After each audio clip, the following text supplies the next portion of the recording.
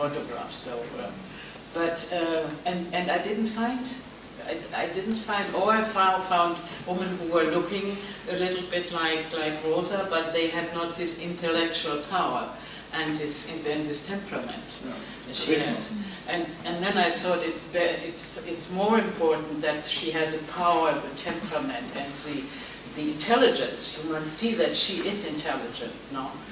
And then I asked Laura again. And then she became totally another woman in this film. She was soft. She was just, you know.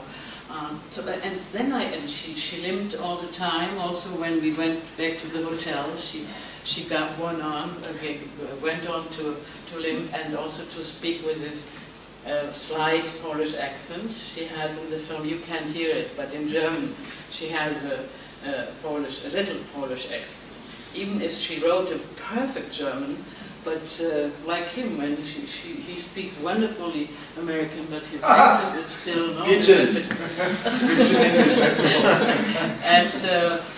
And so I understood that she enters always her part so much that she lives it up also when you don't shoot. And still she lived still 8 weeks after the film. And she didn't even knew it, no? That the other. But you never worked again with her? No, 5 films I did with her. But not. No. The last thing I saw was the Erfindung der Köln. No, that was not me. That was not you. I know.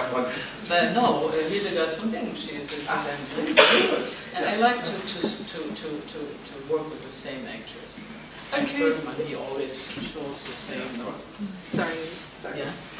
In the film, Rosa references the great religions and the great thinkers, and at one point she says, "May God be with him," and there are a few things in there. I'm curious if, in your reading of her personal letters, if she alludes to a personal faith relationship or to God, or because I'm curious. Well, she was, in a way, she was a pantheist. She was a pantheist? Pantheist. Okay. Yeah. She was Jewish, but she was not Orthodox. Okay. She was an internationalist. That was her faith, her religion. And liking nature, liking all the letters from her prison. She always speaks about the birds and about, you know, her little garden. She was really happy in the garden. And this, she created a little garden in the perhaps she didn't understand it well, because she was not in prison because she was a criminal, because they feared that she would speak too much against war. So they put her in to protect people of her speeches. You've seen all the other had a... Yeah, therefore all the others have these uniforms. Hitler himself was also like... and wrote Mein Kampf there, you know, in the times, because that was a kind of German tradition. So political people you don't want to out there, they would put in custody, but treated quite okay. No, you know? she could have her books and letters and so. Not the other. Don't believe that German prisons are like that, you know. Be nice in German.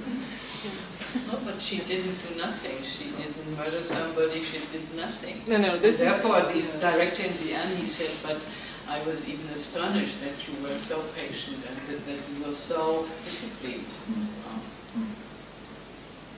What was her family background? Have you never heard anything about father, mother?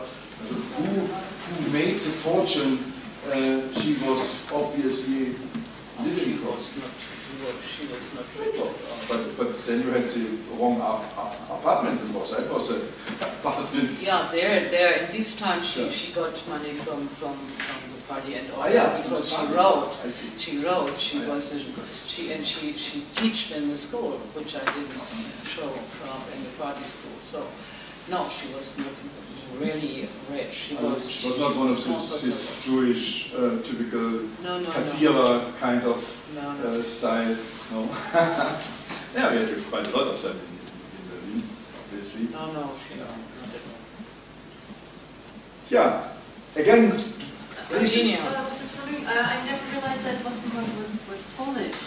And just wondering about the political policy of that day. Did she kept her Polish nationality, or did she? No.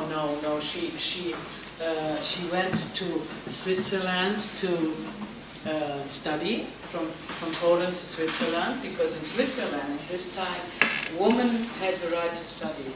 It's strange, but it's like that.